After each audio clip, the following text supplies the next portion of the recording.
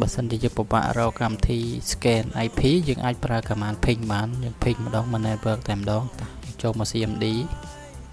ping មក network ឬក៏ ping មក subnet អូខេយើងបើក CMD ហ្នឹងមកតបមកយើង copy script នេះដាក់ command ហ្នឹងណាអញ្ចឹងនេះជា network របស់យើង subnet យើងហើយនេះវា start ចាប់ពី1ដល់12 54តែម្ដងអូខេ copy មកយើងផាសយើង enter អញ្ចឹងយើងគ្រាន់តែរងចាំវាដើរចប់ទៅអូខេលើចប់ហើយដល់254ហើយអញ្ចឹង IP យើងអាចមើលទៅ254លេខ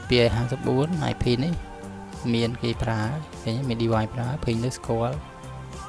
253 loss អត់មានអ្នកប្រើទេ252អត់មានអ្នកប្រើទេអញ្ចឹងយើង scroll យើងចង់មើល IP អ្នកខ្លះតែវាពងដើរយើងមើលទៅឲ្យតែវា reply មកមានន័យថាវាដើរហើយតែវា loss នេះគឺវាអត់ដើរទេអត់មាន device ប្រើ IP ហ្នឹងទេអ